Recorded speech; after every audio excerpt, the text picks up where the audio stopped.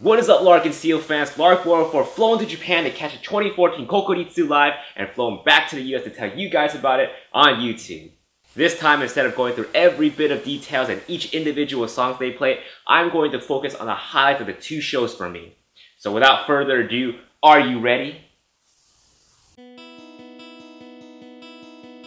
Although it didn't really matter much to me where our boys played, it was still a pretty big freaking deal that Lark and Ciel had a chance to play at the National Stadium because Japan will be preparing it for the Olympics in 2020.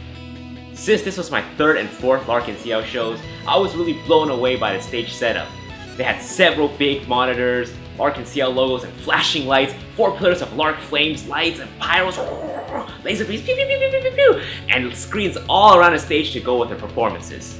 There are literally so many things going on stage that it is hard to keep up with every little thing. Truly, their Japan lives cannot be beat.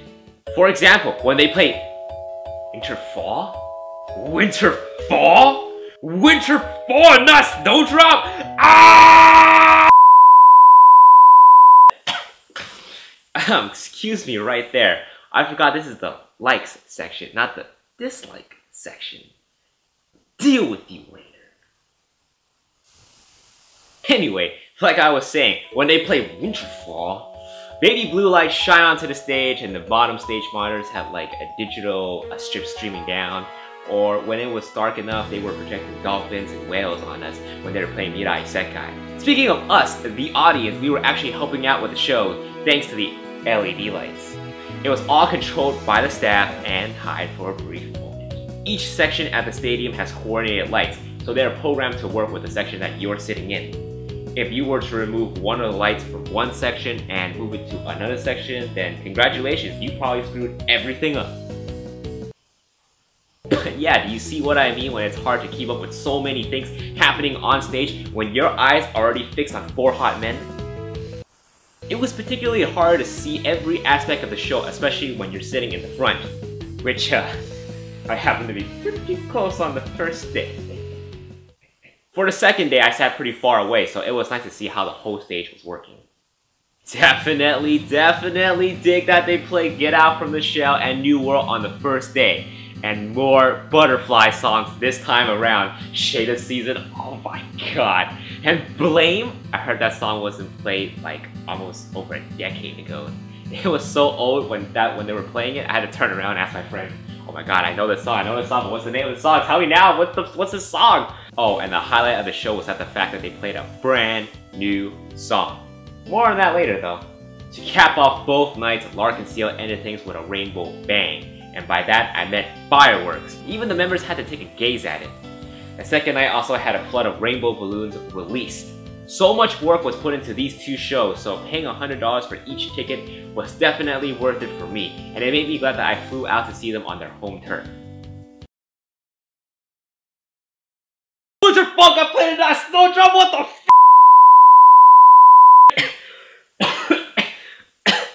There wasn't really much to dislike about the show because it honestly was a great show.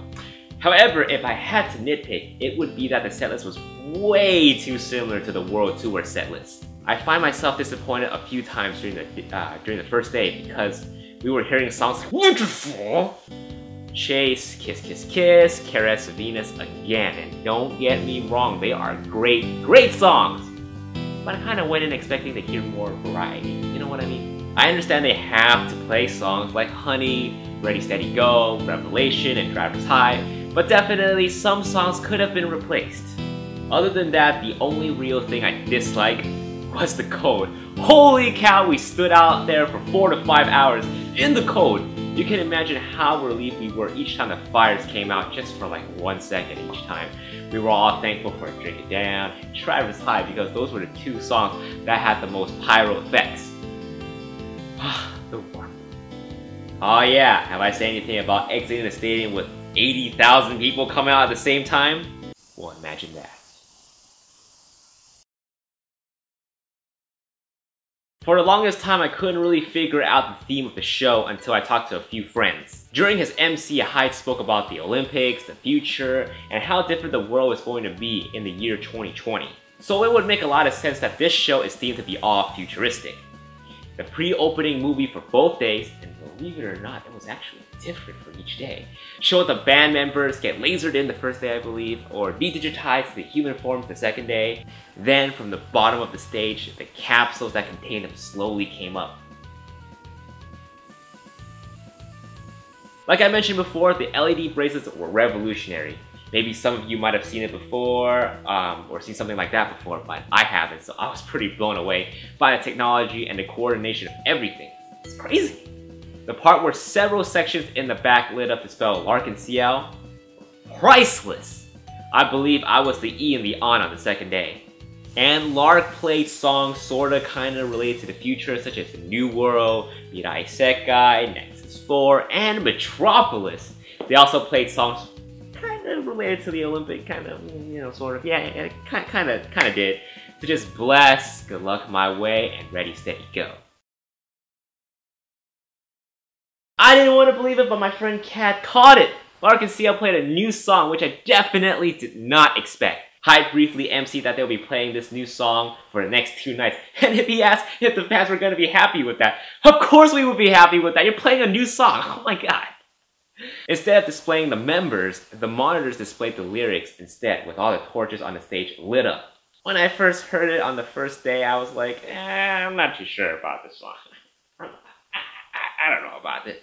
Because it sounded really different from their usual stuff, but it was definitely more in line with their Butterfly songs. I did fall in love with it on the second day though. We all thought Yukihiro composed it, but people have been saying that it was Ken that did.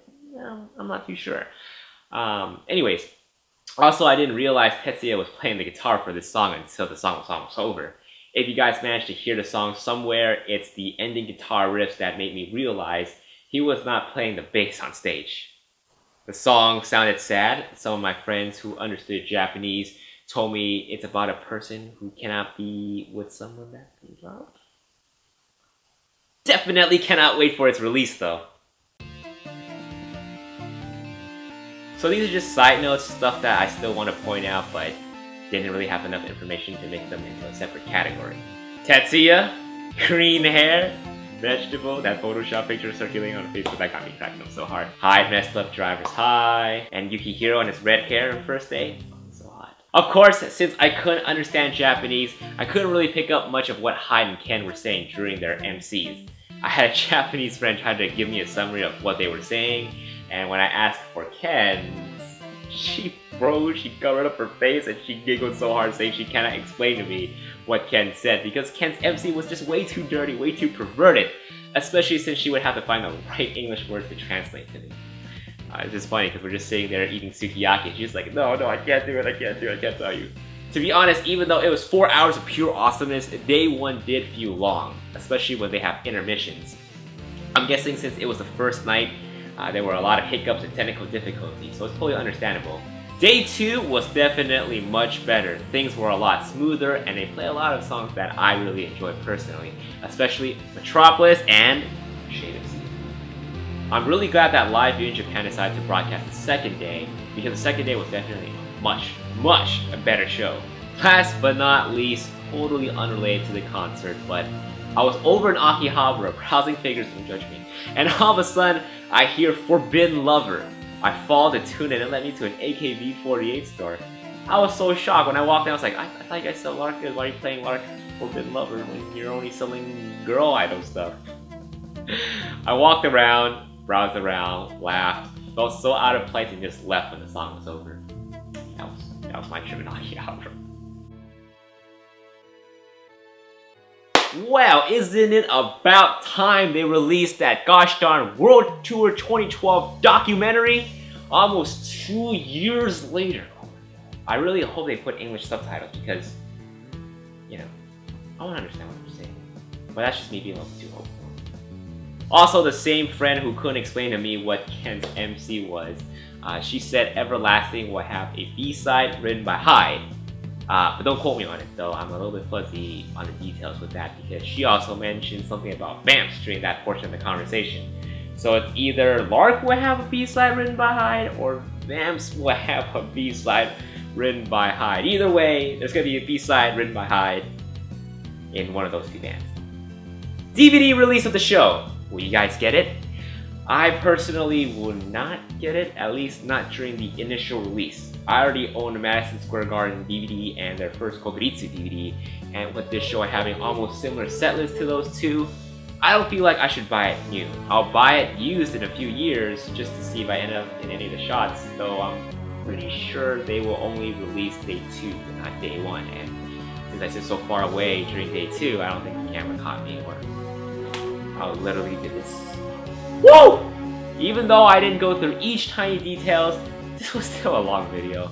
Hope you guys enjoyed what I had to say about the show, and as always, leave in the comments below telling me what you guys think of this video. And if you were there at the live, I don't know why you didn't say hi to me, but you should have, or happened to catch the broadcast, let me know what you guys think of the show. That's it for now, until my next video.